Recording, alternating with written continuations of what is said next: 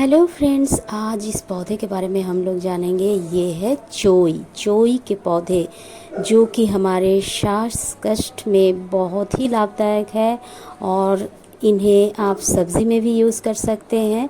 श्वास कष्ट अगर जिनके हैं तो वो इसे चबा कर खाएंगे तो कुछ ही दिनों में वो गायब हो जाएंगे। और सब्ज़ी में मिर्ची के जगह आप इसे यूज़ करके एक बार देखिए, बहुत ही तीखा है और टेस्ट भी बहुत बढ़िया है, लेकिन मिलता नहीं है। हमें ये मिल गया था जब हम बुआ के घर गए थे, तो वहीं पर हमें मिला था। तो चलिए इसकी यूज़ किस तरह से होता है वो हम देखेंगे। अभी हमारी बुआ हमें दिखा रही है, तो चलिए।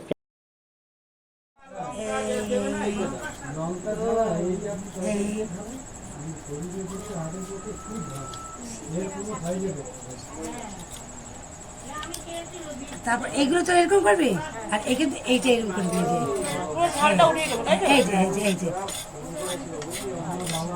এই যে পরিষ্কার হলো। তারপর চটকে চটকে ভালো করে ধুয়ে তারপরে এইটুকু সময় আবার এরকম করবে। এই যে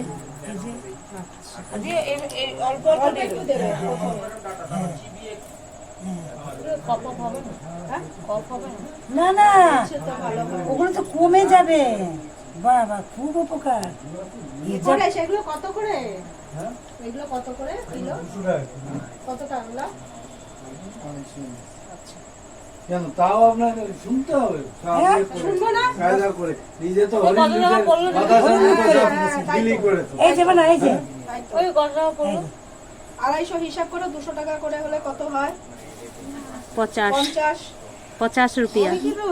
এই যে এরকম করে আর এইখানের গুলো এরকম করবে। এই যে এই পরিষ্কার করে নিয়ে মাঝখান দিয়ে একটা চেলা দিয়ে আর যেগুলো একটু মোটা তারপর এরকম টুকরো টুকরো করে তারপর দেখ একটু সামান্য একটু নোড়া দিয়ে একটু যদি থেতো করিস তাহলে কি হবে?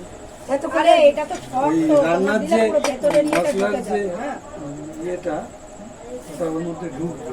মানে এর কটা দেবো একটা মাছের ঝোলে? একটা মাছের জন্য একটা এই তো এইটুকুন দেখো। হ্যাঁ হ্যাঁ একটাই পুরোটাই দিলাম। কতটা? এটা পুরোটা দিয়ে দিলাম না পিসি, চার পাঁচ টুকরো হলেই যথেষ্ট।